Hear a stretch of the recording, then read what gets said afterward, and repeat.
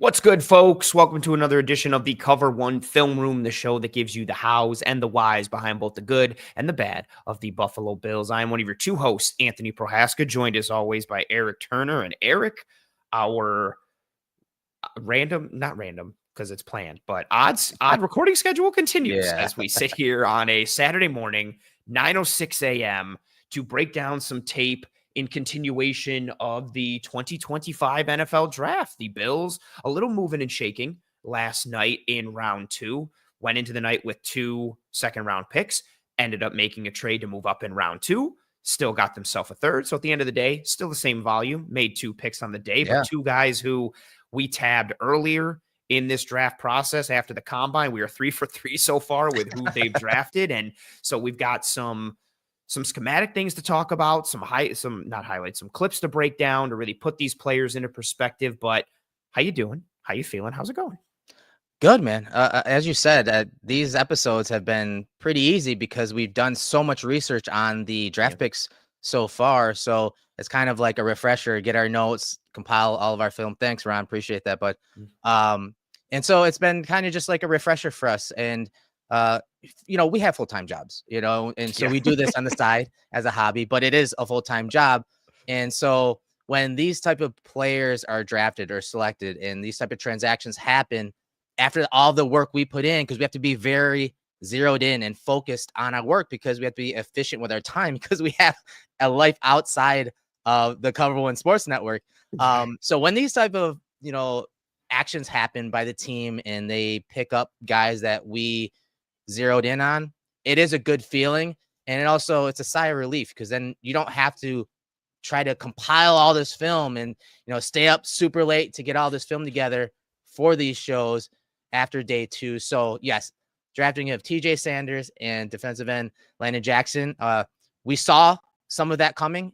Go back and watch as soon as the combine ended. We did a combine winners episode and we picked a couple players at each position. And all 3 of these draft picks, Hairston, Jackson, and Sanders, were in that episode. But again, we're refreshing it. We're picking some different clips. We're going to run down some good and bad for these players over the next hour or so. Yeah, and we also got some. Well, I pulled this up, but I want to acknowledge it too. Thank you very much, Steven. Steven joining us early this morning. Thank you for the super chat. And he says, shout out from West Texas.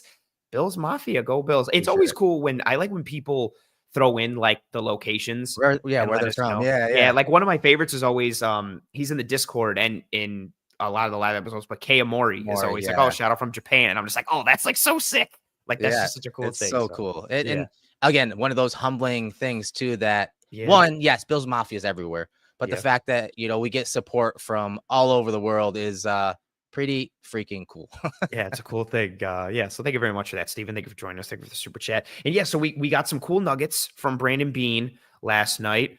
Oh man, 4 a.m. Wow. I was gonna say, so Robert says, shout out from Austin. Appreciate you, Robert. Robert's out there in Texas too. And then TP says, in New Zealand, draft day kicks off at 4 a.m. Rough. Man, that's commitment. That's commitment right there. That's legit. That's legit. You got to do what you got to do. That's crazy. I always used to think of that like when I started realizing that time difference in like Hawaii and other parts of the world, and I was like, I used to play like in my head when I was little, I'd be like, so if I wanted to watch football on Sunday, like I'd have to get up at this time if I lived in Hawaii, or this time if I lived in like Europe. Like, it's just wild. I like the dedication. That's cool. But we got some interesting nuggets from Brandon Bean last night. Well, it depends on how you look at it. Yeah. It might be interesting but not interesting. Yes, it's interesting, but also not interesting and very par for the course. Also might be pretty frustrating for some. That's probably what it is, right? Yeah, it's probably frustrating.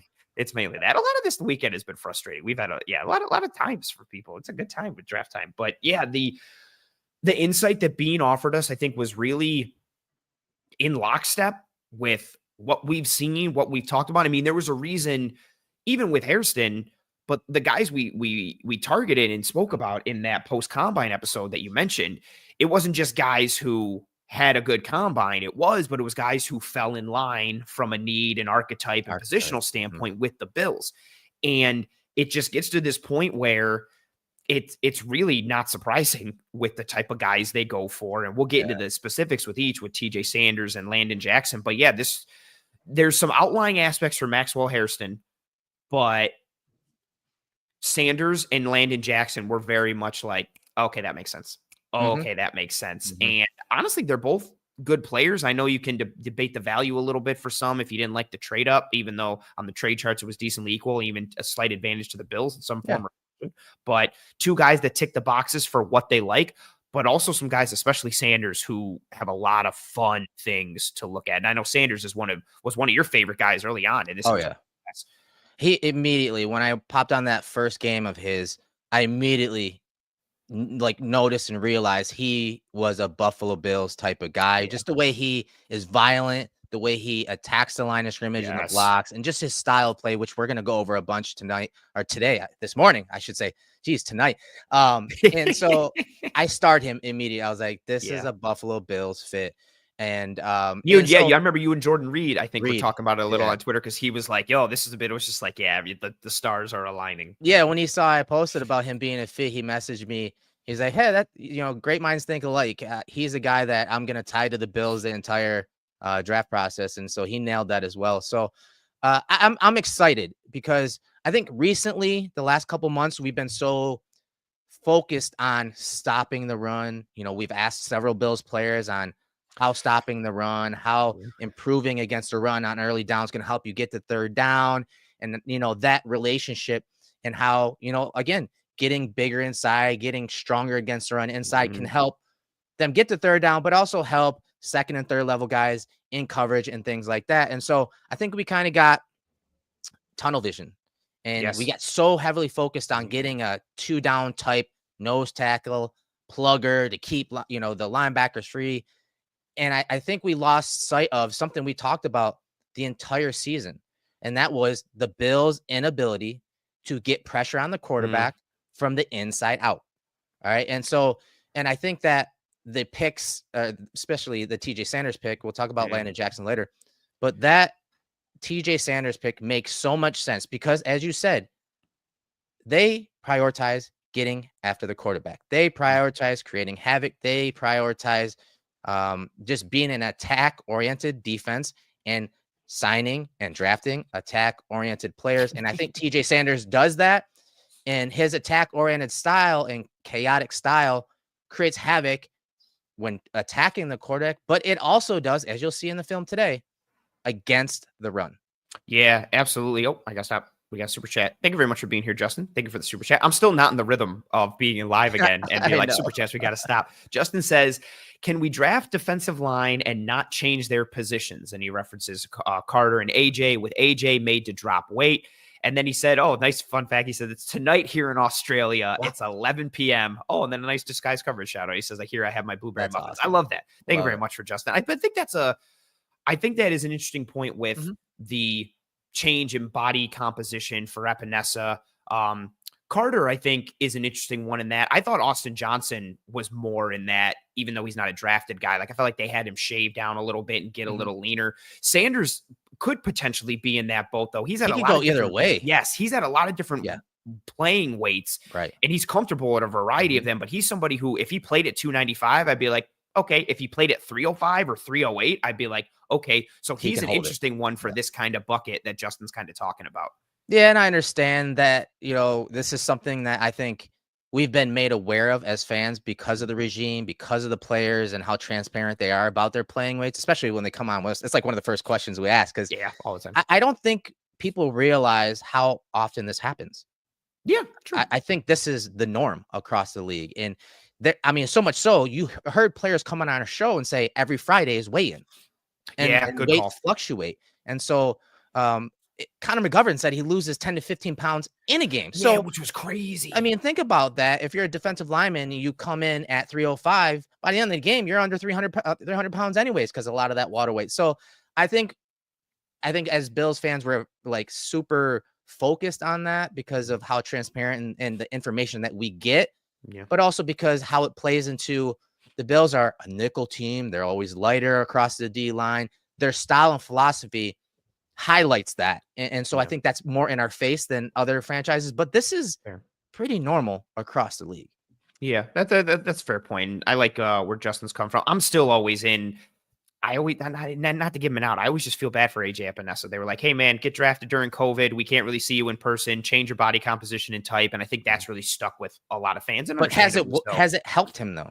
That's It a fair point. has. Like it It changed. Yeah. has. Like, yeah, it just took him a little bit to kind of Yeah. get to that spot. Yep. But yeah, he's done well. I mean, relatively depending on how we'll through second round Right. pick, hold on to the conversation. But yeah, Sanders, just the violence inside, Mhm. juice, penetration, like upfield, everything that they traditionally like. And inside rush is very valuable. We've heard Brandon B talk about it. Yeah. And like you said, especially when you juxtapose it with their lack of inside rush on the interior. And so much of what we talked about, like you said, this offseason, and not just coming from speaking with the players, but in just what our analysis was, being able to combat the run from the light box perspective and with what their second level is and win on early downs and not having to do it with,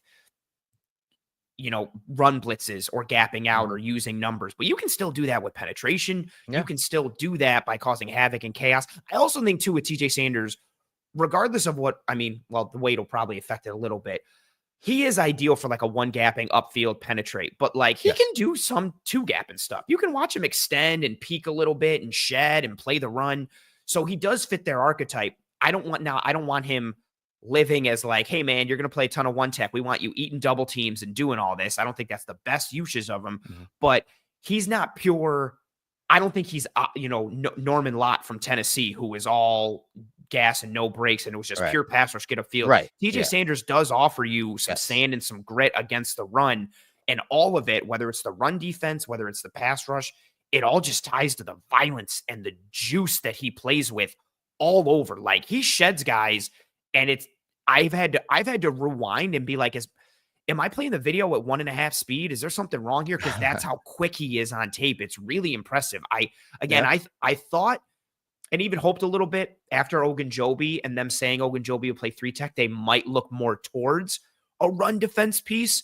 But good football players, a good They're football player. stacking. Yeah, he's in They're line with what stacking. they want. And I don't mind having a bunch of juiced up assassins on the interior if it means you have to gap out a little bit more.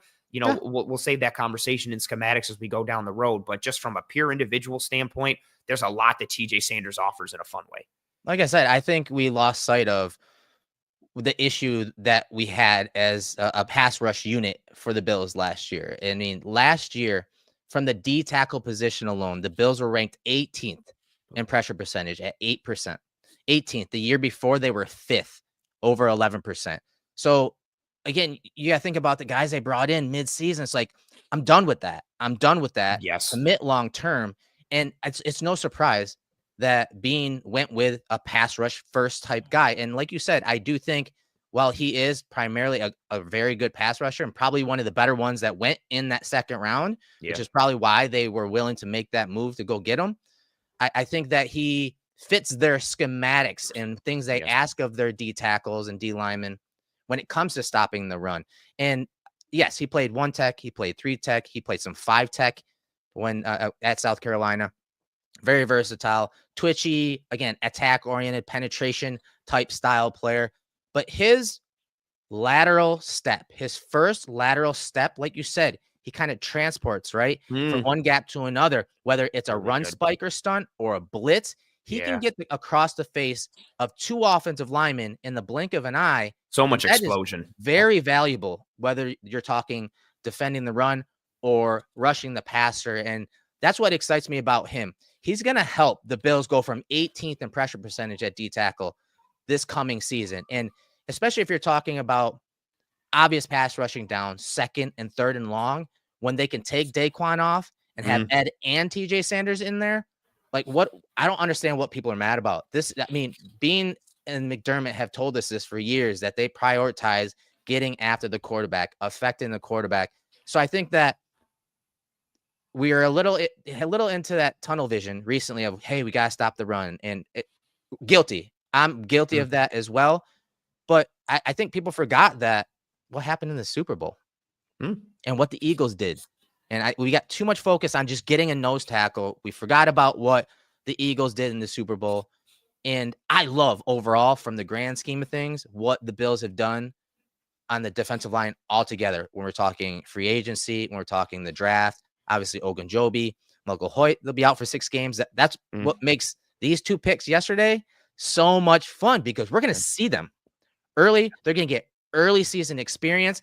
And then once Ogunjobi and Hoyt get back, I mean, the rotation is going to be beautiful. Everyone's going to be fresh. And so by the end of the season, hopefully things are humming. So I like the addition of TJ Sanders. Obviously, again, a pat on the back for us because it's someone that we targeted, but I like his ability to disrupt the run lanes, disrupt the passer. And I think he's going to be a really good piece for that D line, the interior D line that for the last few years has not had long-term commitment to it, especially if we're talking about getting after the passer. Yeah. And, to put in some pass rush productivity metrics into perspective. So pass rush productivity is essentially just pressures relative to how much you rush the quarterback. Ed Oliver led the Bills with a score of 5.9, which if you grade that out for the 120 qualifying defensive tackles in the league last year, that puts him at tied for 28th. And then the rest of the guys on the interior for the Bills, like Jordan Phillips didn't qualify, but he was at 4.4. Quentin Jefferson was at 5.1, but that was just, again, because they had a good amount of pressures that got schemed up or worked out relative to how much they rushed the quarterback. But then Daquan Jones was at 4.2. Dwayne Carter was at 2.7. Austin Johnson was at 2.6. And that 2.7 for Austin Johnson, that 2.6 for Austin Johnson was 101st out of 120 qualifying defensive tackles. And that 2.7 for Dwayne Carter was 99th out of 120 qualifying defensive tackles. So they just didn't, from a rotational perspective, didn't get that from the interior. And I think it was that plus you also weren't getting the run defense parts from Austin Johnson and Dwayne Carter. They were getting displaced against the run and also not penetrating. Right. So I think like my hope is, okay, if you add more juice inside with Ogunjobi and Sanders, you add more violence, you add more penetration. We're doing run stunts, we're doing run blitzes, we're attacking, we're jumping gaps, we're shooting. It might not be the anchoring and displacement mitigation that I kind of wanted added a little bit, but that doesn't mean you still can't combat the run.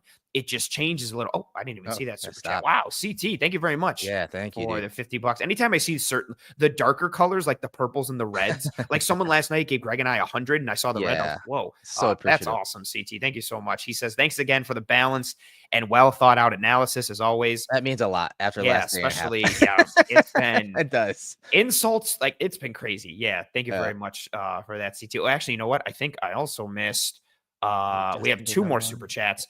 Go to this early one. Steven, again, thank you for being here in the super chat. Steven says, what's your thoughts on today? I'm thinking wide receiver, another corner, and safety. So, Eric, real quick, what are some positions you're targeting today on day 3? Yeah, you got to go wide receiver. You got to look for that speed element. And I do think they will, whether it's later in the draft or undrafted free agency, they will look for that nose tackle role, that with 2 down, run stopping nose tackle, whether it's late in the draft or in free agency, because you don't want to get a guy that is going to just immediately step in there and play, that role, because if he's good, you can't sneak him on the practice squad.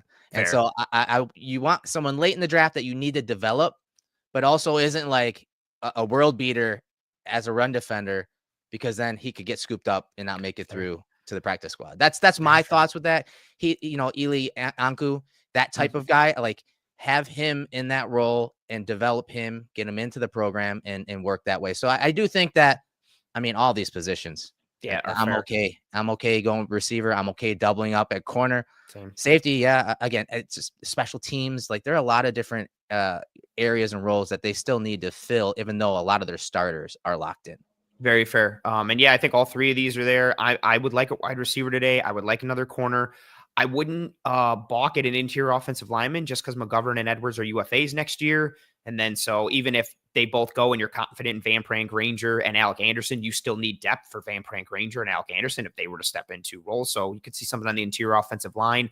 I would like a nose still. Jay Toya from UCLA, 6'2", 342 pounds, former rugby player who moves awesomely, is a guy I really like on day 3. And then Marcus Harris, corner from Cal, is one who stuck out to me. And I wouldn't balk at a safety as well, like someone like Craig Woodson from Cal. I know folks like Billy Bowman from Oklahoma, but I think he's going to go a little earlier today and isn't really in that type of role. And then we have another super chat from Justin. Thank you very much again. Justin, Eric, you and I were talking about this last night on the phone a little bit. Justin's question is, will Dwayne Carter have a role after the first 6 games? And again, this ties into a little bit of what I was just saying. Dwayne Carter getting displaced against the run and kind of knocked around a little bit. And then from a pass rush perspective, a 2.7 pass rush productivity, which again, 99th out of 120 qualifying defensive tackles last year, just not really getting anything from him one way or the other. And even if you don't love Ogunjobi or Sanders completely because you wanted more of a true one tech, they can still hang their hat on penetration and some pass rush juice from the inside. So even if it's not the run defender piece that you don't love, they still have something to hang their hat on. Dwayne Carter doesn't really have anything to hang his hat on right now, and that's potentially scary if you're him or a fan of his. It was a rough first season. There's no doubt. You didn't get to really see any of the positive stuff from Dwayne Carter that we saw when he was in college. And then, of course, the injury, and then he just couldn't get it going. I mean, I will say later in the year against, what was it, the Patriots, I think, or no, the Texans, right? He played against the Texans earlier. He had a really solid game. Something there. There's something to build on, but I will admit, it was very disappointing. But again, I don't think that's the end of it. Will he have a role after 6 games? We're going to see. He's going to have opportunities, obviously, probably pretty early. And we'll see how he adjusts to saying, hey, he's probably going to now kick over to nose tackle. And again, that's going to be an adjustment. But again, these are professionals. And, I can't wait to get him in the film room, because we were supposed to do a film room with him last week, but they had just gotten back to Buffalo. So we had to postpone it a little bit, which was fine with me because we had all this draft stuff to do. But now this is something we can address when we get him in the film room here in a couple of weeks, to ask him about what he's going to do to adjust and different things and how he's going to change his focus, because he's on a hot seat in many ways this year with the way that Brandon Beane has reconstructed this defensive line, D line, D tackle, and D ends, because there's some talent in there. There's some versatility, and a lot of these guys have shown flashes, and we just haven't seen enough from Dwayne, again, because of injury, because of some of the guys they brought in late in the year. He just didn't get it going like a lot of fans expected him to. And what's also interesting too, from Beane's presser, he said like, oh yeah, Carter's gonna, based on TJ coming in, Carter will kick over to, more of a one tech. But he said if we had gone with more of a 2 down nose, then he would have kind of stayed more at the 3, which is really interesting from the player's perspective of like, you're kind of sitting in limbo a little bit, waiting for them to do what they got to do. And then they're going to tell you what you need to do primarily. And that leads to body composition stuff and play style things. It's all very like waiting in the wings almost, which it can be stressful. So it'll be cool to get in the film room. But again, I think the guys they have, Ogunjobi and TJ Sanders, they're going to all be going through the same thing. So fair. So, I mean, it's all relative. It's put up or shut up for everyone in the D line. That is, the team always talks about building from the trenches out. Well, guess what? These guys need to step up. And that's why we're talking about TJ Sanders and this D line, because they were not good enough, especially against the pass, from creating pressure up the middle. And with this scheme is very important. It helps guys on the edge that much more. And so, even at Oliver, all of those guys need to step up at getting after the quarterback. So will Carter have a role after 6 games? We're going to have to see. That's to be determined, because there's going to be competition, and there's guys that have played in this league that are very good in Ogunjobi, and TJ Sanders is a hell of a talent. He's super young and he's a high commitment. So, he's got to roll pretty much immediately. And so everyone just needs to buckle the chin straps up and go get the quarterback. Honestly, that's what it comes down to. And that's why we let out the show with, what the Eagles did in the Super Bowl and that blueprint. And everyone was talking about that, and we lost sight of that. And so getting a guy like TJ Sanders and what the Bills did in the offseason, as far as adding defensive line talent, the Bills know that they need to do a better job getting after the quarterback, especially when Josh is out there scoring 30 points a game. Fair. He's giving them that opportunity. So, last year, let me bring up the stats. Last year, the Bills, obviously they see a lot of passes. Yeah. That's the league. First of all, but they saw like the second or third most pass attempts as a defense last year. So prioritizing pass rushers like TJ Sanders make too much sense to me.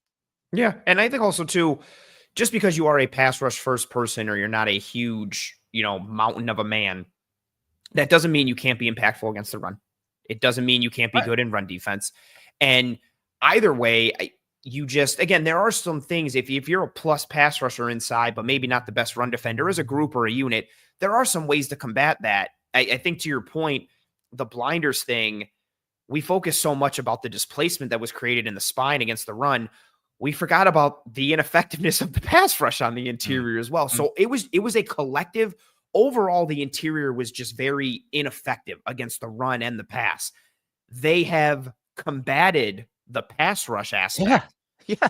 But also the play style of those pass rush guys, mainly Ogunjobi and Sanders, allows you to still create some chaos against the run and do some different things. So it's all, again, it's resource allocation and all those pieces, but it's going to be an interesting combo. And they definitely got better on the interior as a pass rush, like you talked about. And we, again, admittedly put that on the back burner, focused more on the run, but it was a collective ineffectiveness, on the interior. And they've tried to remedy one area of it. And it's also in line with what they like. Again, yes, we lost sight of the pass rush. 21st in pressure percentage last year. 21st, guys. For a defense that was playing a lot of too high type looks, and that light front, that's not good enough. Yeah. And so adding talent to the front just makes too much sense. Again, I think we just got our priorities kind of skewed. And even Brandon Beane, he came out and was like, you guys do realize that pass rush is the priority. Yeah. Go look at the contracts, interior defensive linemen. Yes, go look at, come on. He dropped the mic right off in that presser, and we're like, well, damn, he ain't wrong. He's not lying. And again, too, I think, and we'll get into this obviously schematically as we go forward in the offseason, but maybe we just see more run studs and run blitzes on early downs to try and set that up. And it's, if you wanted them to get a big bodied one tech to eat blockers so they could play light boxes and too high on early downs, you didn't get that. But there's other ways to still win on early downs to then set yourself up for success on pass rushing downs. And it starts with some of what TJ Sanders does here. Again, just violence, juice, penetration, explosion, laterally, vertically, a lot to like for him as a rusher, but even just playing the run, just his tape is filled with flashes of like just juice and explosion and violence. Those words just keep coming back to me over and over again for him. Yeah, you're going to see those traits and what he does well, his first step lateral quickness, explosiveness, and violence in the run and in the pass. So here's a great rep from the Georgia game. And I think this was from 2023 against a Bill center and SVPG here. So watch the quickness on this play. His name is so hard. Even with the initials, it always gets me. It's like you have to think about it consciously. Yeah. Look at the lateral step. You guys remember when they had the interview at the combine of AJ Epinesa and they asked him about what his first step is? This is what they were talking about. Look at the D tackles and that first lateral step, that quickness. These are those run stunts. These are those spiking type movements that you see from the Bills defensive linemen when they're running stunts, they're running run blitzes, they're running pass blitzes. That first step quickness to backdoor this play from the nose tackle position stands out every other play on TJ Sanders' film. And so this is a really good play to start off with, because if you look at TJ Sanders' initial alignment, so he's in that A gap, he's in a one tech. And this could, like, what could happen post snap is one of two things. Well, there's more than that, but he could stay in that gap and try and attack this double team that is coming his way. The left guard and the center, their steps are both inside. They're looking to double him and then climb. And Sanders, he could go at them. He could try and anchor. He could drop the knee. He could gum up the works. Right? Yep. Occupy, mitigate displacement. I'm not saying any of that's bad. So he could do that. Or you can beat that double team with the explosion and the stunt that he has on this play and disrupt this whole play. And that's part of what we're talking about, right? Like if you're Alfred Collins, you're staying in that gap and you're just going to eat both those dudes. Yes. And try and let 52 or somebody else make a play or 0 make a play. Instead, Sanders shoots it. He penetrates. He gets upfield. That's the difference, right? So it's not saying one's better than the other. They're just different. There's more than one way to kind of attack this thing. And Sanders gives you his way of it here. And this is what he adds to this defensive line. And this fits the Bills. The Bills. You see these gap exchanges. You see these backdoor reads of blocking concepts. Again, they're expecting his own run here, based on the game plan. And so once he reads that they are zone stepping towards him, he can backdoor it, and both the D tackles read it beautifully. And so as the track of the offensive linemen are going this way, you see both D tackles shoot backdoor. Again, that is processing pre to post snap, understanding blocking concepts, and then executing with that lateral quickness to blow up the play in the backfield against Georgia. Just awesome stuff. You're going to see that a bunch on his film. Here's another one from the same game. Again, nose tackle alignment. Now he goes into that B gap. He gets picked up by the guard and the tackle here. And you see him initially, stalemate at the line of scrimmage. You see his eyes are on the ball right there. And then as the running back commits to the line of scrimmage, he disengages and goes and makes the tackle by holding and anchoring at the line of scrimmage. Yeah, this was a pleasant surprise for me the more I watched his tape. I think what was the first game I watched from 2024? I don't remember. I think it was LSU or the Ole Miss game. And so much of it is just gap shooting and penetration. I was like, all right, cool. And then you start to watch more, and there are some plays where he limits displacement and he can anchor a little bit and hold up, and you'll see him kind of get wrenched back a little from time to time, but he's able to maintain leverage, and some of that is just with the core strength he has, the power that he has. But this is ricochet back in, right? Yes, like he could get bounced, but then he'll ricochet. We'll see one here in a minute. Ricochet back into the play. Yes, and I think a lot of it is tied to, I hate saying things like these because I feel like it makes people think it's a cop-out. Like, he has a great motor and great effort, so he's going to work. Like, and you even see it on this one. Like, look at the effort he's giving playing through 71. He's peeking inside. 71 is into his body. He's being grabbed. There's contact. But like you said, he's reading the running back's track. He's leaning in. Let me try and disengage here, make a play on the ball, which he does. Like, this is muddy, this is dirty, and it's not just the violence and pop that he has, but the motor that he plays with as a rusher and as a run defender serves him well in being able to combat what's being done to him at times. Yeah, this was a good game to watch again because of the talent competition, right? Right here, nose tackle again. You see him get his eyes on the back side cutoff block by the left guard, stack and shed. Look at the hand placement. Look at the anchor. This is textbook stuff. Watch him peek into the front side gap, and as a running back cuts back against the grain, he disengages and makes the tackle at the point of attack. Yeah, this is a bit of what I mentioned earlier with, he's ideal for like a one gapping penetrating team, but there are reps where he stacks and sheds and shows that he can two gap, and it's sprinkled in throughout the tape. But this is quality. He's up against a left guard. And look at the box numbers too, Ant. Look at the box numbers. Thank you. What do we got, folks? Ding, ding, ding. We have a light box. Safeties start to come down a little bit, but we got 4 on the D line. We got 52 and 0 at the second level. So we're rocking a light box there with 6 defenders in there. Even really, it's almost kind of like 5 because 0 comes in right at the last minute as Brock Bowers comes in. So you need guys that can two gap, or at the very least gap and a half, and play responsibly. And you get that with Sanders. He, again, peeking in the backfield, reading the running back's track, and then watch as he sheds.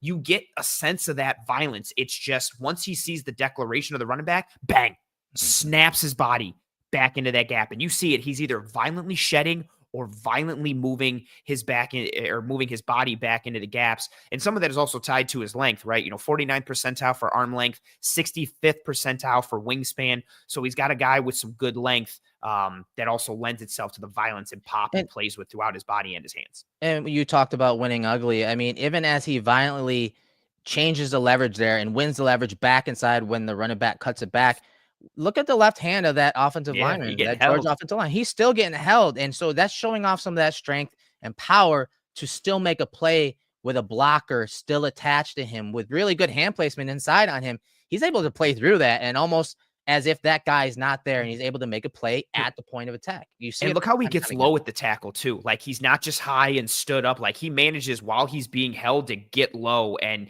if he's a little too high, maybe that running back runs through the arm or runs through the shoulder. Yeah, look at him, like, lower the pad level again and get back down. Just like a tenacious player inside. I know a lot of these might be, these are buzzwords if you don't like the pick, but he really is just mean inside. He's another move towards like sandpaper and grit inside. Here's another rep from that game. Nose tackle alignment. We're trying to show you that he did play it. First of all, he did play nose tackle at times. Of course, 3-tech and some 5-tech in some of those 5-man surfaces. But these are the things that just translate to the Bills scheme. Look at him as that guard pulls. You see him get into this gap. And then as the gap run goes away from him and he clears his gap, the running back's not going to go in here. He bounces out. Look at him get by Van Pran Granger there and go make the tackle in the backfield. Very disruptive. He makes a lot of plays in the backfield of the offense. Yeah, and again, another one that kind of speaks to what the Bills like on the interior and a calling card of his. You are getting him for penetration upfield. I like on this one too, where he fights back against SVPG. I was going to try and say the full last name, but I knew I was going to butcher it, so I'm just going with the initials. I respect you for doing it, though, so well done.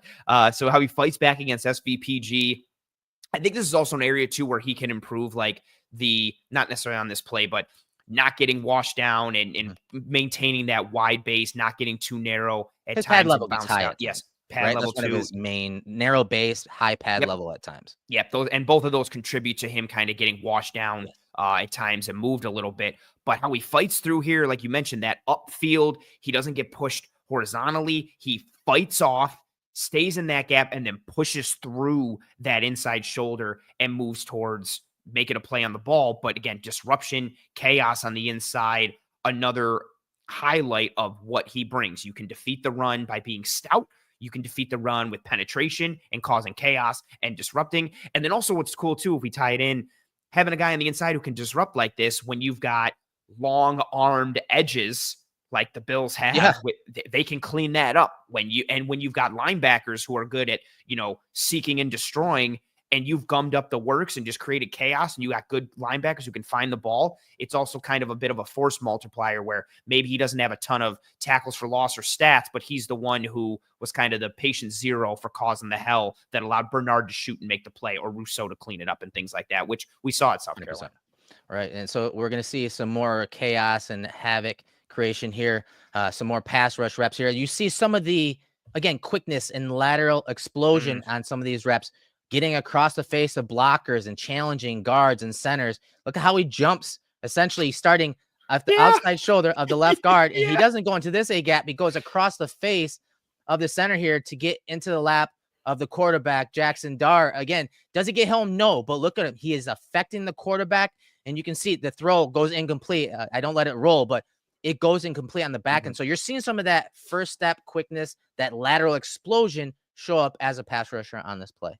What I like on this one too is as the center gets into him, he has the core strength to stay vertical to the quarterback. Like he's on line to get a pressure on Jackson Dart. He does not get ridden wide, and the center's trying, right? The center's trying to ride him wide to either push him around Dart to allow Dart to sidestep it, maybe step up, and Sanders just stays right on that beeline, right to Dart, and he's getting held. And what does he do? He swims through. You see him hand fight. Yep, arm over to try and create that better leverage for himself, and then kind of positions himself with that arm over to kind of disconnect the hands a little bit, maintains leverage, has the core strength to stay vertical and not get ridden wide. That's a nice rep, again, especially for a dude who is quote unquote smaller on the interior. He's got that strength to play through in contact. Here's another rep from that game doing the same thing. This one's a little cleaner. He doesn't let the center, grab cloth here. You see him outside the shoulder of the left guard. Look at him jump gaps. Boom. Look at that clean win. If this offensive lineman that is going against Sanders, if those guys are aggressive and trying to punch or jump him at the line of scrimmage, he's got quick hands. And then that lateral explosion. We're going to say it all day when we're talking about TJ Sanders. That lateral explosion just pops, whether he's rushing the passer or defending the run. Yeah, that's a big one. We talked about it in his initial evaluation. We talked about it in February, and you showed it a little, and then talking about it here, showing it here. Just another one where just in the blink of an eye, like, let me jump one gap, let me jump two gap. And the hands and feet together, right? Yes. Yes, that's exactly it. The feet and the hands being in sync, like to be able to step and then step. And after, boom, as he goes from the B to the A right there, and now the foot is about to hit the ground. And right as the foot hits the ground, he hits that swipe. And then look how, and clean and slips through to that other A gap and bears down onto the quarterback. You see that time and time again. It's that agility and that explosion. And South Carolina did a ton of this. They were just shooting gaps and stunting. They had a really good defensive line with 3 draft eligible players this year, and then a really talented freshman in Dylan Stewart, who is going to be a name to watch in coming years. Here's a run defense rep, light box, 5-man box. He's at nose tackle, 2-eye position, just inside the left guard against Ole Miss. You see him play into the guard here. And again, stack and shed, anchor at the point of attack, eyes in this gap right here. Running back cuts it back. And as soon as he does, look at the disengage quickly, violently, and trip up the running back in the hole. Very nice stuff. Again, in a light box at a nose tackle alignment. Very good stack and shed peekaboo right there by TJ Sanders against Ole Miss. This one is my favorite one of his because of the violence and the quickness of which he sheds, it is just bang. And he's being held on this one a little too. Like you can see 71 has his left arm. Yeah, grabbing the jersey, pulling it across.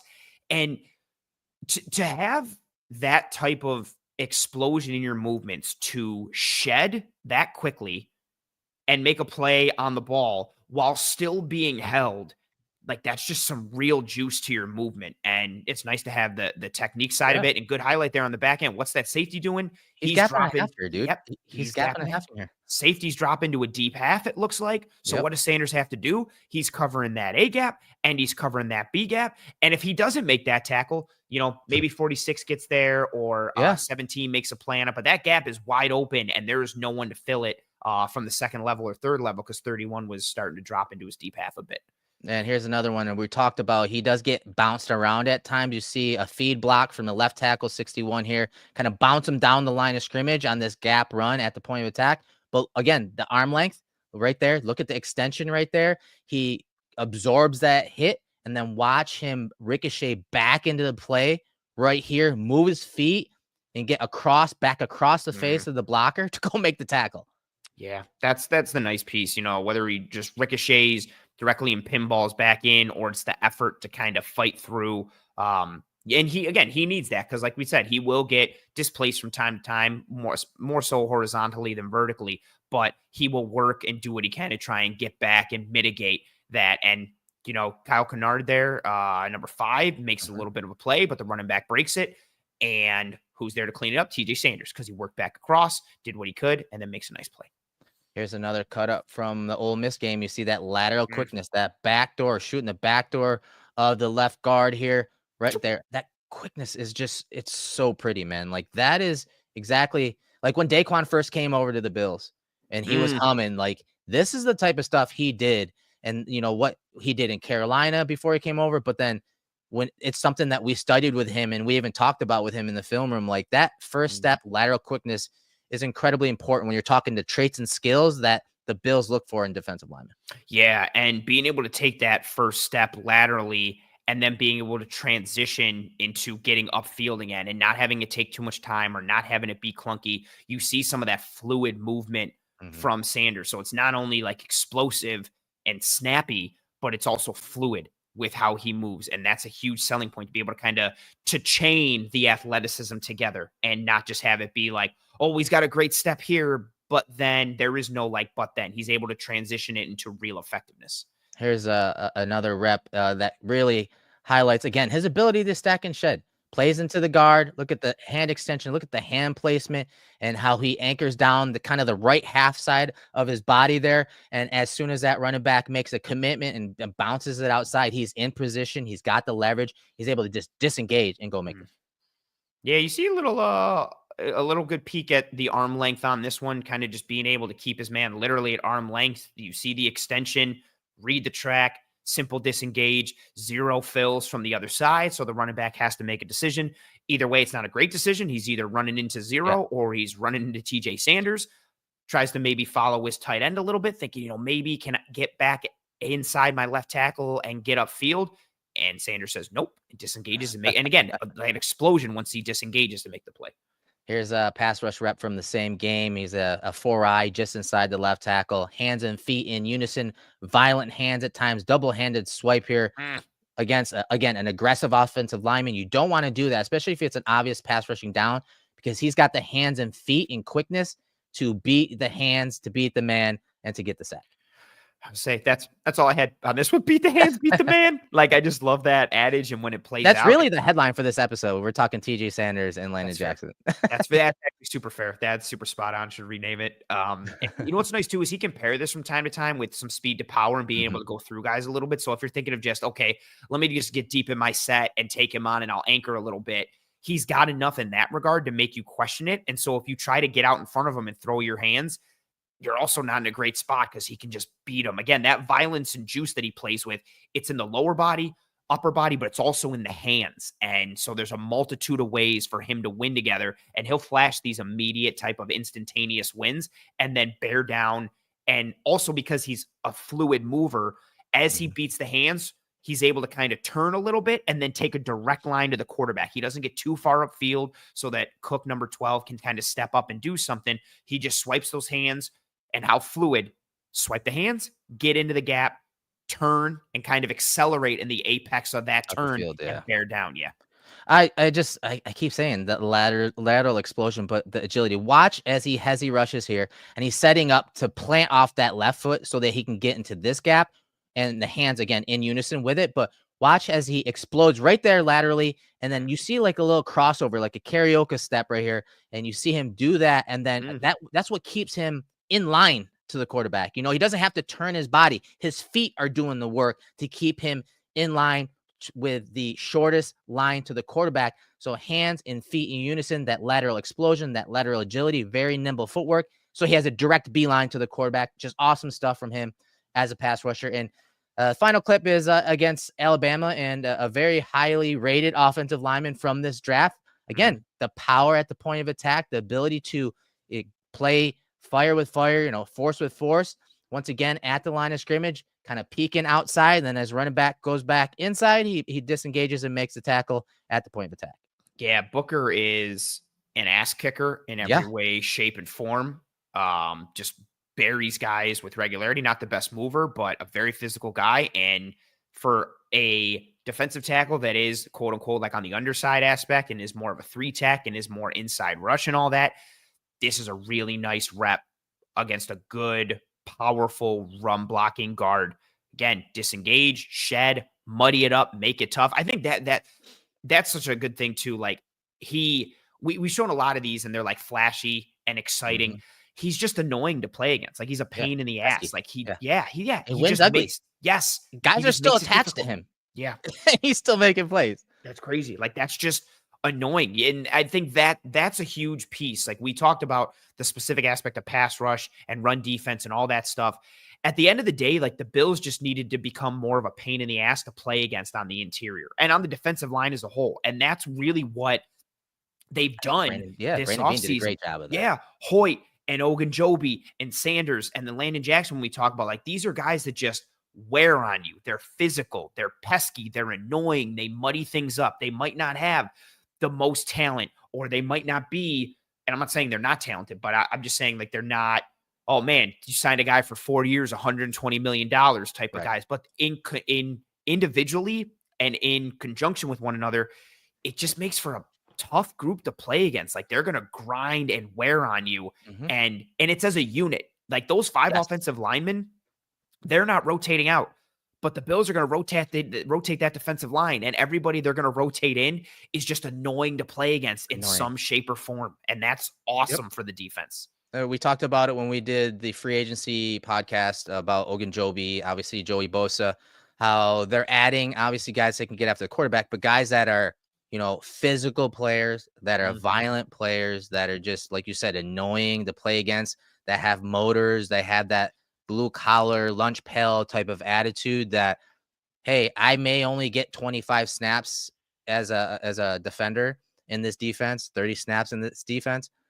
Every rep that I'm on the field, I'm going to be a pain in your ass. Like that is the type of mentality that Brandon Beane appeared to want to bring in and bring that physicality and winning at the point of attack and just being pesky at the point of attack. It falls right in line with their core philosophy when you're talking this defense and this regime since they've come here. And so I like the pick. I love the pick. I think he's going to be, I think he's still so young. He's played in like 40 games. TJ Sanders he can add weight to the frame. He can lose weight from his frame. Like I think he's someone said it in the chat. I think he's very moldable still. And I still think that he's got such a high ceiling. And unlike, you know, in the first round when the Bills got Harrison, stayed at 30 and got Harrison, you could tell that Sanders was a priority by them going packaging, you know, some picks to go get their guy. And again, in the grand scheme of things, it was someone that we were not surprised that TJ Sanders was that guy they, you know, moved around some resources and assets to go get. Yeah, it's just a different level of juice and explosion. And he's the type of guy that again, and I say this as a person who, well, one, I liked TJ Sanders. I wanted TJ Sanders. I mean, I still like him now. I wanted him more before they signed Ogunjobi because I prioritized and wanted, Sure. more of that, prioritized run defender type of deal. But so I say all that to say what I'm about to say is I say that as a person who prioritized and wanted something else. I like the idea of like, you know what? We are just going to gap out and run blitz on early downs, and we're going to play TJ Sanders 25 to 30 snaps. And when he's on there, it's 100 miles an hour, 100% of the time. And like, I just think of, and maybe this might be dramatic for some folks, or they'll think we're being homers, which would be funny because we were too negative yesterday.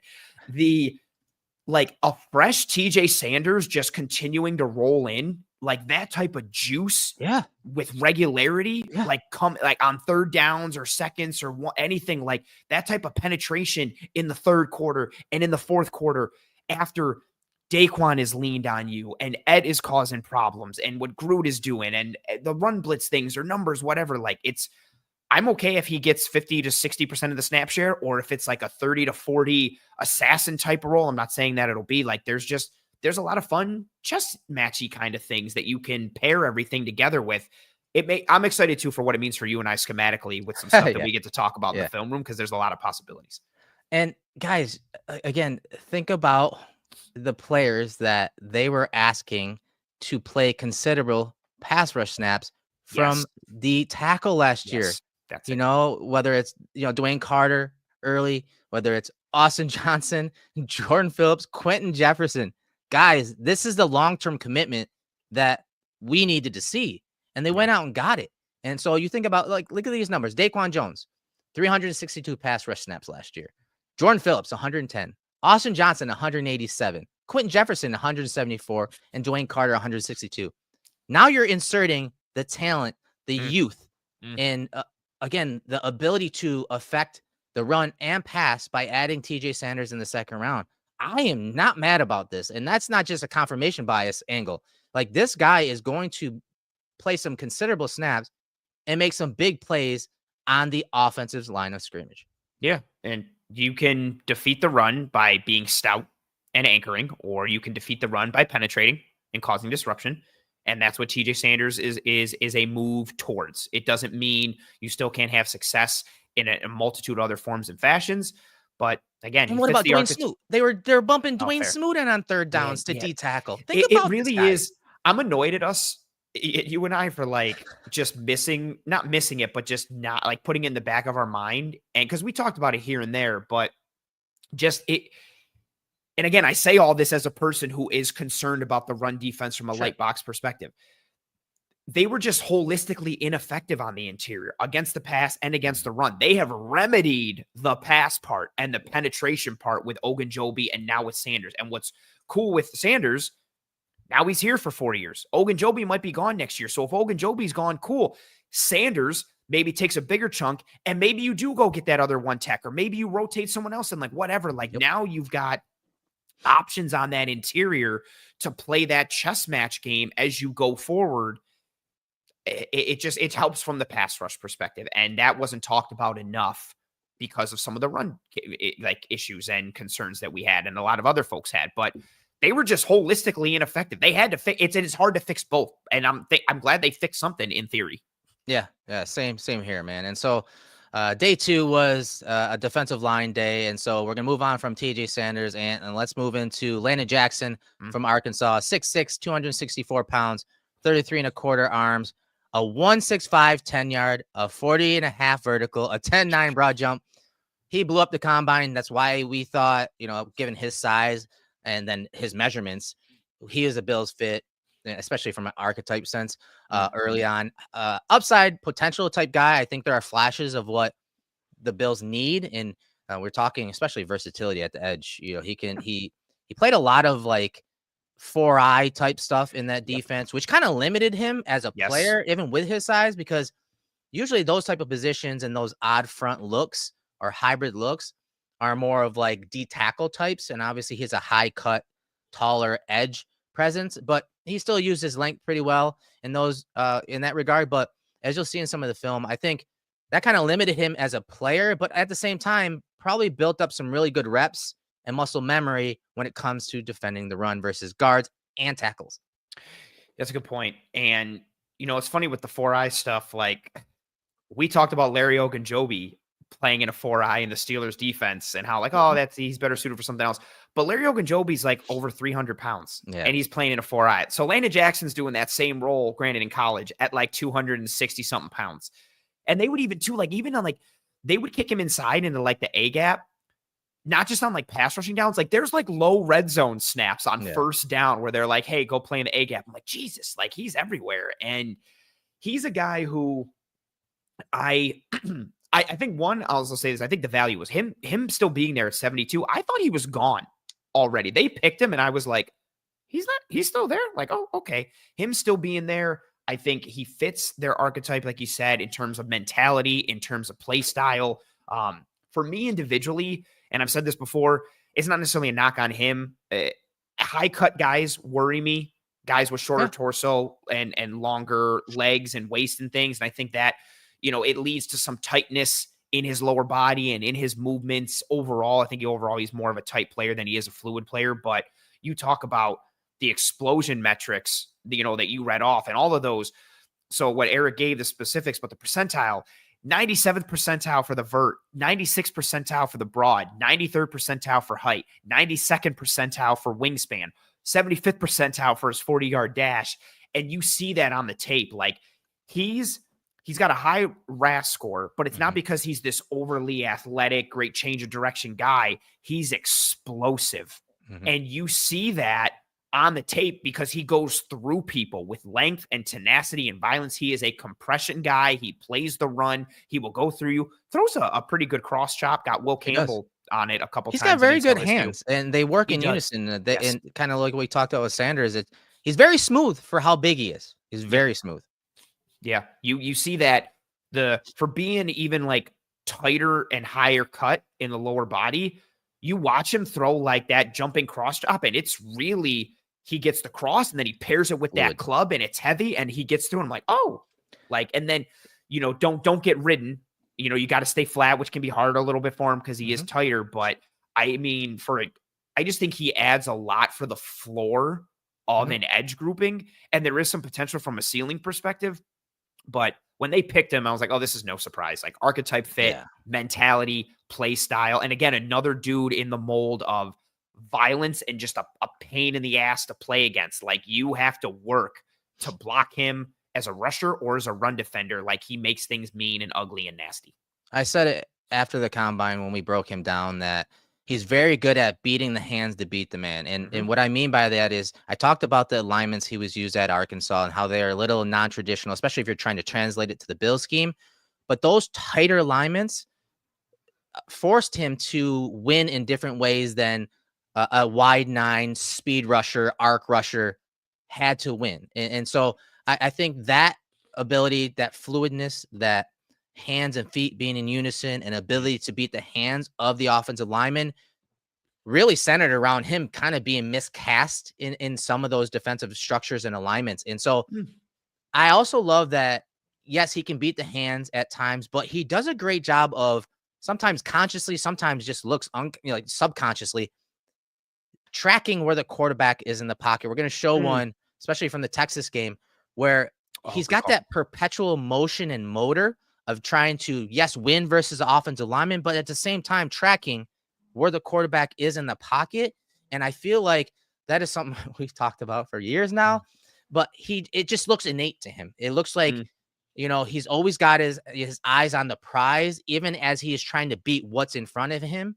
And I think that shows up a lot in his film. Now, things he needs to work on, his snap anticipation is a little late at times. I think he can improve there. Strength, especially if you're talking running the arc. When he does win the half-man relationship and he's turning the corner, there are times where a bigger, longer offensive lineman can lean on him a little bit, and he doesn't have the strength to bear the weight and turn the corner. Do you also think some of that is tied to the tightness in the lower body? Because I feel like that, like, he's it's almost like he's so connected Right. between that when he gets pushed, it's almost like, yeah, he doesn't have the fluidity. Yes. Sorry to interrupt, but like that's a big No. one for me. Like I feel like he has trouble running the arc and getting pushed around and Yes. can't flatten because he doesn't have the flexibility in the lower body. Right. Flexibility and some strength. And then, of course, the core plays a huge part in that. Yeah. Being able to absorb the hands and upper body of an offensive lineman as you're running that arc and then absorbing the core and the hips. I think it's, again, from the core down,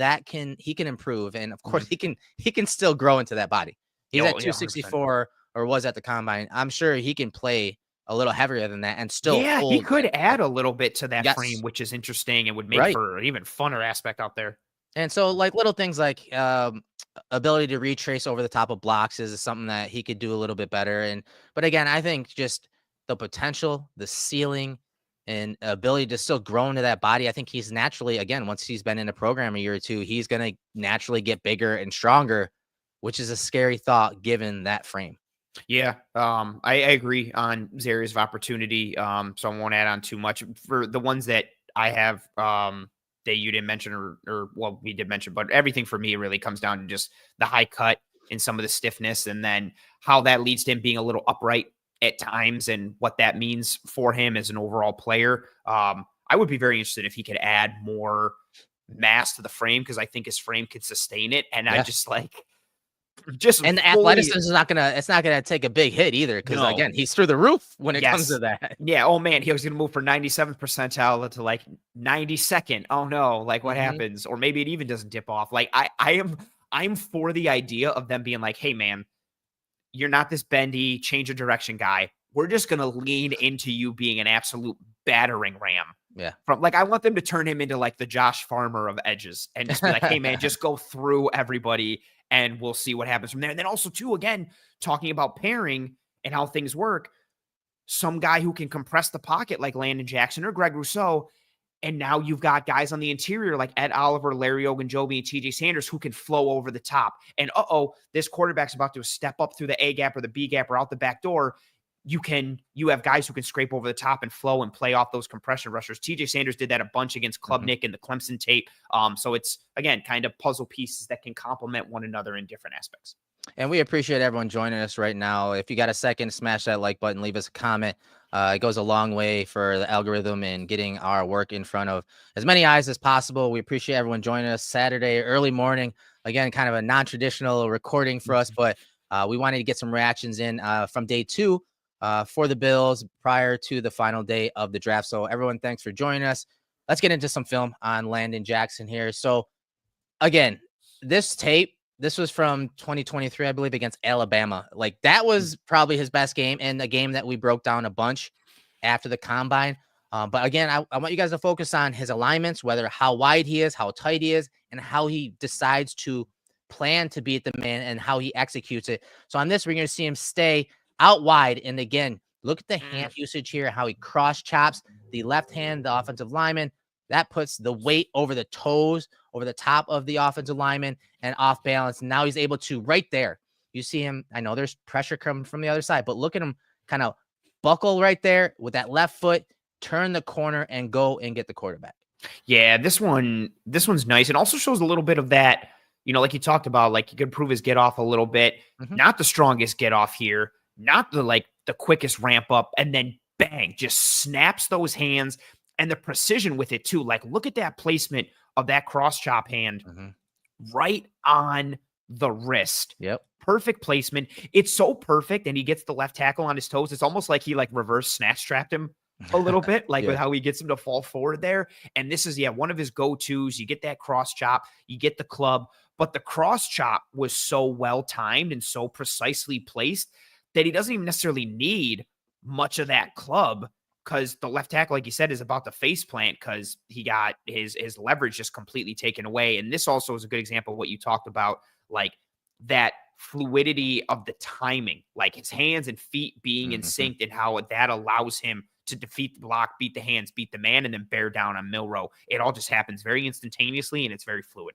Right. Here's same game. He's a tighter alignment. All right. He's kind of bumped inside with a tight end and H-back in here. So he's kind of bumped tighter and he's still able to, as a pass rusher, run the pass. Okay. Now it's play action. Now it's a pass.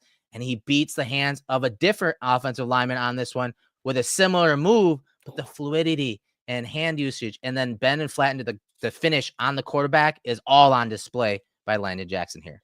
Yeah, this one gets me really excited with him being able to beat a man so clean and then being able to turn and flatten, like you said. And we get a little bit of a different presentation with the cross chop this time, almost kind of like a windmill type of motion. Like, let me flash the hands, and he gets 74 to commit with his punch, and then bang, snaps that cross chop. And again, the precision. This time it's a little more on the forearm. That outside arm is done. He's able to turn the corner, and it's over relatively quickly.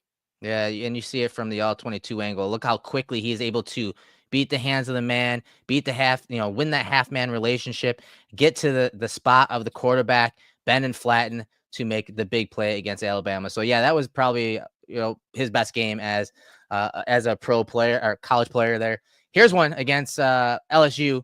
Again, tighter alignment, outside shoulder guard. That's what I love. We'll talk about it at the end, the versatility of the guys they brought in, whether you're talking interior defensive linemen and edge guys from free agency and in draft. He's got the ability, obviously, with that frame to bump inside and play against guards as well and use that length and use some of that athleticism and power to win. He goes speed, the power on this play, opens that door, is able to get onto the doorstep of the quarterback. But, of course, the quarterback does get rid of it, but shows that versatility and ability to, if they want, maybe not year one, if they want to, they can move him around a little bit to get some advantageous matchups against interior offensive linemen. Yeah, he's definitely a candidate for that. We talked about it in that post-combine episode, a guy who's just played all over the defensive line, variety of alignments, variety of techniques, and can compete and be effective against different body types. And you see it on this one, how he just bears down right on that guard, the hand placement, right on the pecs, and then gets that, essentially turns it into a long arm and just wrenches him back. We get a little bit of the hop step from that left guard. He's trying to anchor. No, and just being wrenched back and pushed, some of the physicality, the tenacity. And it's nice to be able to have this in your bag when you also have like the precision type of hand usage that we showed on the first couple of plays. It's a nice compliment to be able to have multiple options. Oh, this one's really nice. We've got the Euro step. Yeah. This Euro step against Ole Miss. Just think about the offensive lineman, how he's kick sliding out wide to go meet the man and kind of get the midpoint of that pass rusher. And then you have a guy that can change direction, use this Euro step, use a dip, almost like a wide receiver, changing the pace of his route, the ability to get the guy to stop his feet. You see the offensive lineman stop his feet because he thinks he's about to get threatened inside, even with help. You see how it changes the set of the offensive lineman. And then he executes a cross shot. Now he doesn't land it on this one. And you see him still win the half-man relationship and get off the edge there against Ole Miss. And you see him finish at the end towards the quarterback. Really nice play, man. Again, hands, feet, hezzy rush, Euro step, like challenging the thought process of offensive linemen, but also the physical with the hands and overall athleticism by Landon Jackson. Bean talked about it in his presser about, how smart of a player he is and, reference his knowledge and his ability to read the game. And you talked about it too, right? Kind of like always evaluating where the quarterback is. And he does that against the run too, with running backs. Like, he always seems like he's constantly calculating. And then you see plays like this. Again, he's got a repertoire. He understands, when to throw things and how to throw them. And what I like about this one too is just that transition, like you said, like he goes to throw that cross chop. He does not get it clean. So what do you do if you don't get that? Oh man, the Euro step is so nice. Yeah. So he just rips and leans through. Like, I like that instantaneous transition. He doesn't get completely stalled out. He doesn't panic. It's not like, that first move didn't land. Let me just transition. Let me just lean in. Let me see what I can get from here. And he's able to power through after initially getting the left tackle to drop his hands a little bit. And he creates that lack of certainty with that initial step inside. All right, here's a really nice rep against run. Again, using the hands, that length, running the feet. There are times he does get bounced a little bit because of how high cut he is. You can see even the pad level is not great here, but the hand placement is important. You see get his eyes inside and look into the track of the running back, but more importantly, running the feet with the hands, setting that edge in the way he can, and then just as a running back commits to the line of scrimmage, just do what you can to get in the rushing lane and make the tackle. That's a great call on him kind of getting pushed down or pushed out a bit at times. And again, I think it is tied to, the higher pad level or upright nature, or tightness in the hips. But this one's nice, against that left tackle, fulfilling his responsibility. And what do we get? We get the extension. Eyes are immediately in the backfield and down the line. He's reading Ollie Gordon's track, the running back from Oklahoma State. He's got eyes on him the whole way. And as soon as Gordon decides to bang that thing inside, Jackson throttles down, turns, gets himself into the gap. He's being held by that left tackle, but he plays through it, gets good chest on shoulder, and is there to help make that stop. Yeah. And here's another one. They kind of bump him inside a little bit. Again, this is kind of that different alignment that they used him in, but you see him now, he's against a guard, and the length that he has here and athleticism, and he plays on the offensive side of the line of scrimmage by driving that guy back, and it forces the move of the running back. It forces that running back and shortens that edge, forcing that running back to cut it back, and he's there to make the tackle. Another example of that play style we talked about, right? Power and compression. This time it's less compression from the pocket because he's not on the edge, and it's more displacement creation, knocking that left guard back, knocking him into the backfield. But look at how it just disjoints that offensive line, how far that guard is in the backfield versus where the rest of the line is. It cuts off that whole front side of the run for the running back because he's not going to be able to get outside. Shut all this down. Exactly. And they had a good spot out there. 14's about to get hit by that double team like you have there. But Jackson created so much displacement against the guard that the running back has to bounce it inside, and that's where more bodies are. So even if Jackson didn't make the play here, he did a good job of cutting off that side, but then he's able to shed and also make the play on the ball carrier and get a TFL, a nice play. Here's the rep I was talking about earlier against Texas and another very highly drafted offensive lineman. You see him. You see his rush up the field. He tries a cross chop. Doesn't really work. Offensive lineman Banks gets right into his chest. But he doesn't just run by him. He sees that the quarterback stepping up in the pocket. So look at the depth. He immediately is right down at the depth of the quarterback right there. Keep an eye on him. Now he transitions, and then you see the quarterback kind of as he's scanning the field and his clock is running out, he just kind of panics and drops his head. But that awareness of the depth of the quarterback's drop, and then understanding that, okay, I lost the initial rush, and now that the quarterback's setting up and scanning the field, I can now transition back inside with that little rip right there to go get the quarterback. This is the type of stuff I was talking about, him tracking quarterbacks in the pocket. It shows up on his film so much. Yeah, that's a great call. And it's again, kind of a bit of what I was talking about. It's like you can tell he's reading what's happening, whether it's the run, whether it's the pass, like he's calculating, and he sees Ewers standing in the pocket. And I like that, again, my initial plan didn't work. What do I do? Are you going to stall out and just kind of sit there right there? Also good highlight there. You got a 3-man rush. Yeah.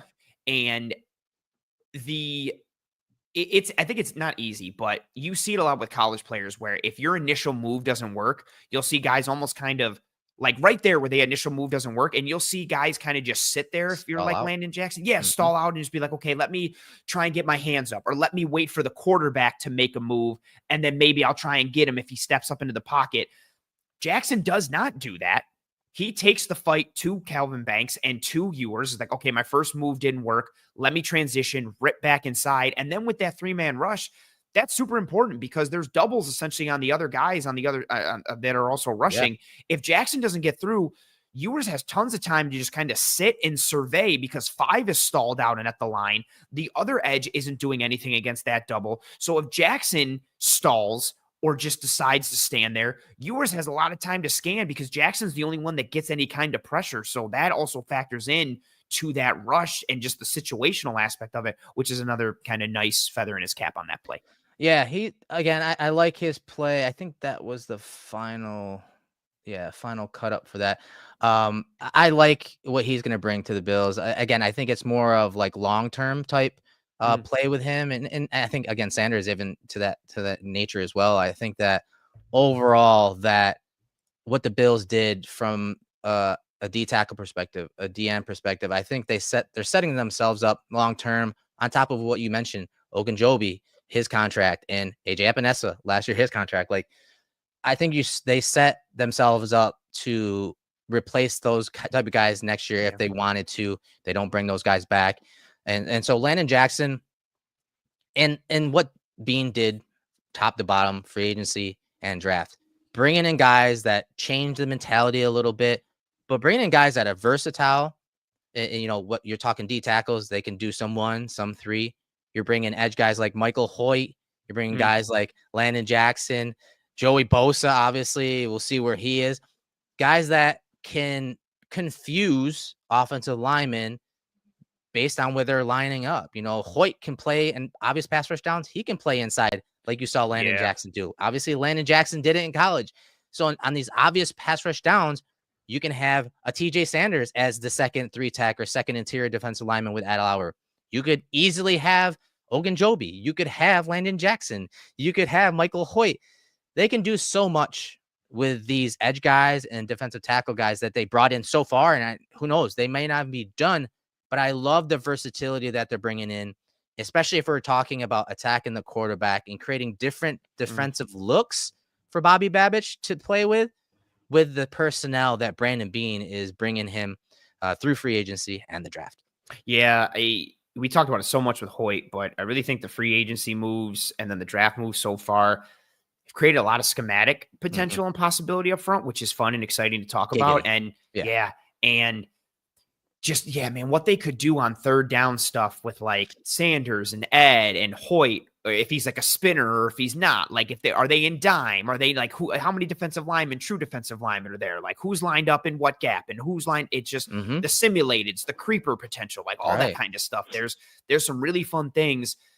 They just got to make sure they can win on early downs to get to that spot on third when they can do it. But there are still ways to do that. Even they can, like as of right now, they didn't get the personnel to be the run plugger as far as a 2-down, early down run defending defensive tackle. But it has opened up some of the schematic stuff, right? Exactly. So and I think Bean kind of alluded to that when he was talking about yesterday, like, hey, getting the pass rusher, interior pass rush push is a lot more difficult. We got that with TJ Sanders, but we can find those guys, not just in this draft, but in free agency. So I think it's opened up overall more schematically for Bobby Babich with the personnel they brought in when we're talking, especially like talking defending the run.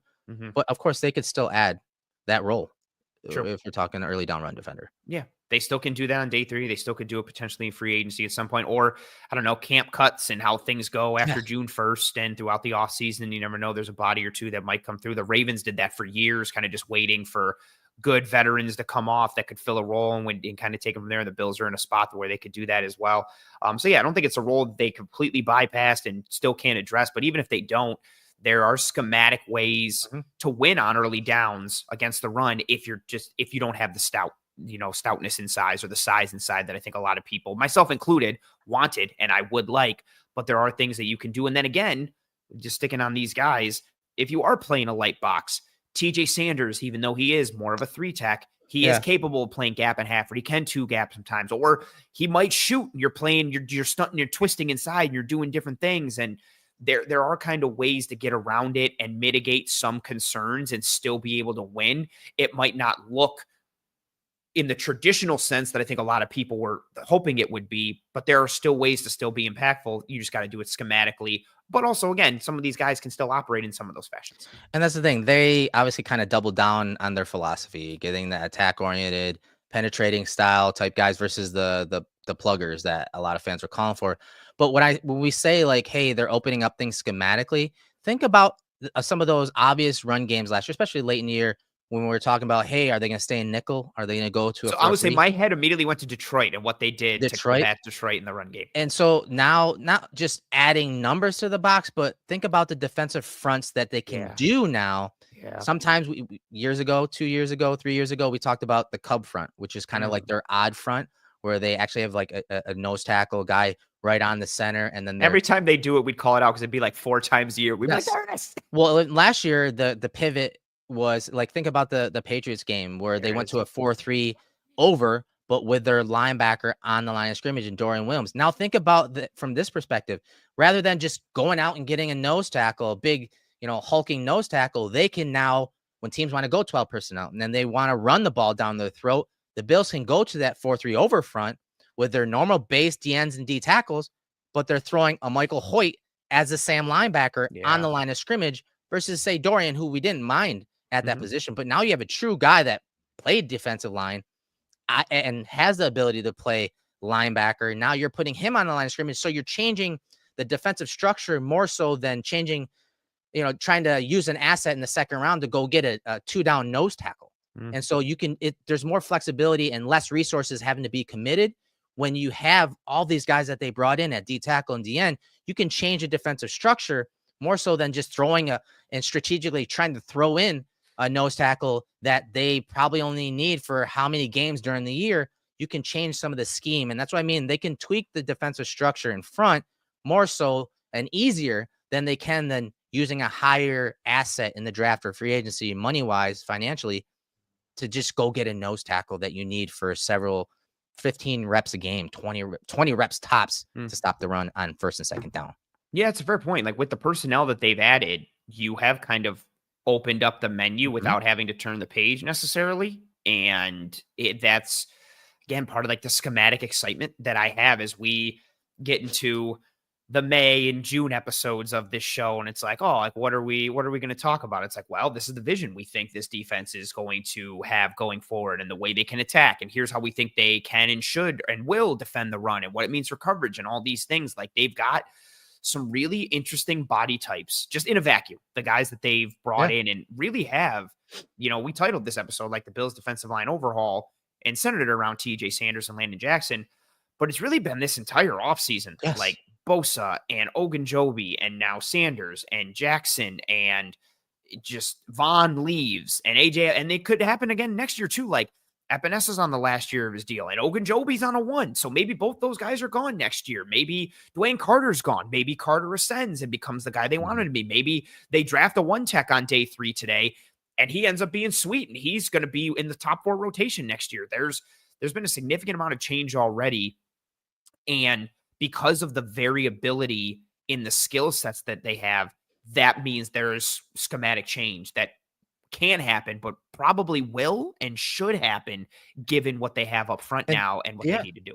And the coaching staff that they brought in with Pellegrino, when we're talking coverages, disguising coverages and rotating the things, but also in the run game, bringing Ryan Nielsen in and his expertise, and especially not necessarily with the Jags or the Falcons, but even his time in New Orleans and what they did, again, stacking in the box with different defensive structures. That's going to be interesting. That's why, like, some of the bigger DNs, guys like Landon Jackson that the Bills have, Greg Rousseau, those guys, if you reduce them into, and the Bills want to play that cub front, that odd front, that mint type front, where they're reducing the defensive linemen, D tackles and DNs, bumping them inside so you can bring a safety up or another linebacker, a third linebacker, and put him on the line of scrimmage. You're tweaking that defensive structure. The Bills have the base DNs to have them handle tackles, to have them handle DNs as they reduce inside in these run defensive like type structures to stop the run, where they just don't, hey, we're just going to throw a big hulking D tackle in there. No, they can do some things schematically, and they're evolving by bringing in some of those coaching staff and the personnel that Brandon Beane's giving Bobby Babich on that defensive side of the ball. Yeah, it's going to be a lot on, Babich this year. I think, not that Brady gets a pass, but I think there's less talk about the offense schematically, given what we saw last year and how much time we spent on that side. And this year, it's a little more of, okay, like now Bobby Babich has all these different kind of weapons and tools in his toolbox. Like, what do you do with that? Do you continue to roll out what's been done? How do you maximize skill sets? What tweaks do we see? Do we have? And again, we haven't even finished the rest of this offseason. We're not in camp yet. We haven't finished the day 3. So they have a lot of picks today. Yeah. Do they move up a little bit into the 4th round? Do they try to exchange some of that quantity for more quality, defensively or offensively? But yeah, there's a lot of fun potential. And that's even, again, not even getting into the safety conversation. Is it Rapp and Bishop? Does Derek Forrest earn himself a starting spot? So much fun to watch. I love that dude. Right now, like, I'm confident in him, like, saying he's safety 3 for me. But man, I don't rule out him being able to win one of those starting safety spots. And there's just, and then what is Hairston? And that's, again, not even tying into what we talked about a little yesterday. Like, are they comfortable just playing more single high coverages because they have 2 corners on the outside that they think can rock in that can help you stop the run too? Exactly. And okay, cool. We're comfortable with more, pre-snap loading the box a little bit, or neutral boxes, or post snap immediately spinning. And oh man, there's my wheels are turning. I'm very excited for what this could potentially be. Eric, any final thoughts on the day 2 picks, on where we are right now, or anything, going forward, anything and everything that you want to speak on before we say goodbye to the people? Over the course of day 1, day 2, I'm pretty excited. Again, maybe not even. Um, I know initially we were like, we like this guy better. That's fine, but overall, you're starting to see that vision that Bean is starting to kind of map out for this team, and I applaud him in many ways, because as much as he's adding some evolution and different things to the team on offense and defense, he's still not straying too far away from what has made them successful.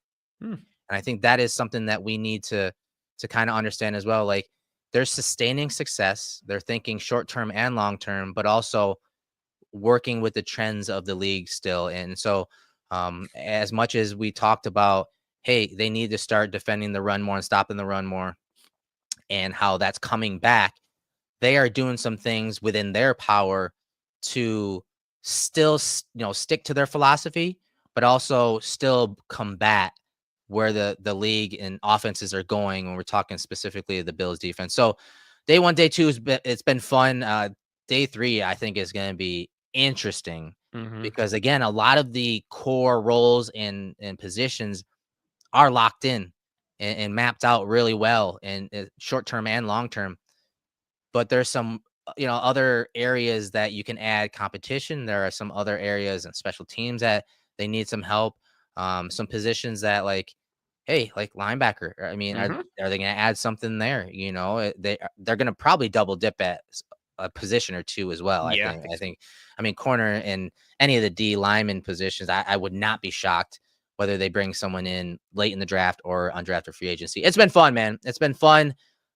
We've had some really good luck when it comes to bringing players in to talk about some of these philosophies and changes that we may see, but also we had some good luck when it comes to scouting, nailing down some players that we believed were fits, and the Bills actually went through and picked them up. So it's been fun the first couple days. I can't wait for day 3.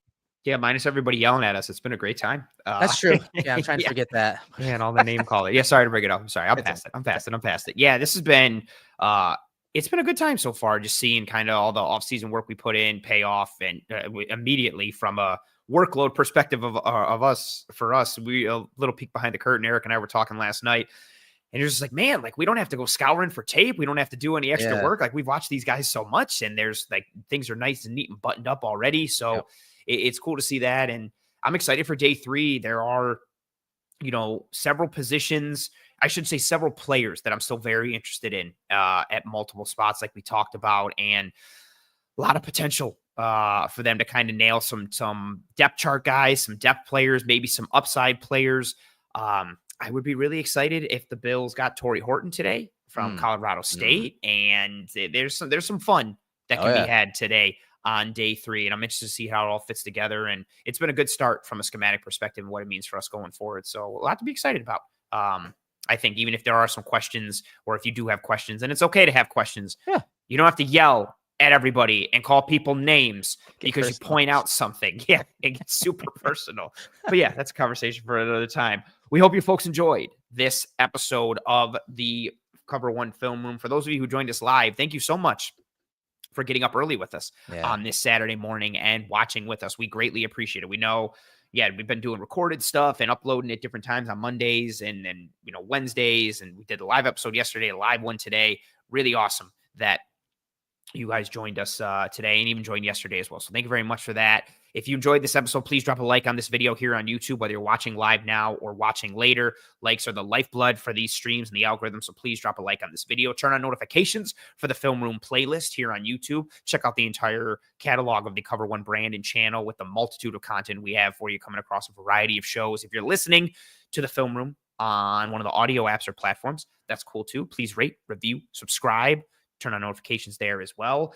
Word of mouth is tremendously appreciated. Tell your family, friends, loved ones about the show, the brand, the channel, all of that kind of stuff. Every little bit counts, even if you think it does not or might not make a difference. It does to us. Thank you so much for all the support and kind words coming through throughout the episode and now from the chat for us. We appreciate it. Thank you very much to Steven, Justin, and CT for your super chats.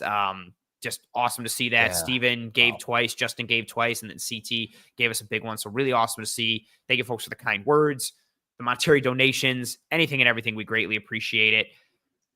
And that'll do it for us here in this episode of the Cover One Film Room. Any questions or thoughts, get at us on Twitter. You can see my handle right there at pro__ant. Eric runs the Cover One handle at Cover One and has his personal at Eric J. Turner. And then we also have the Cover One Film Room handle, which is at Cover the number one and Film Room. So a lot of good stuff coming down the pike. If there's anything you need, get at us. Enjoy the rest of your Saturday. We hope you and your family and friends and loved ones are all doing well and staying safe. Be kind to one another. Take care of one another. We'll see you when we see you. Godspeed. And as always, go Bills.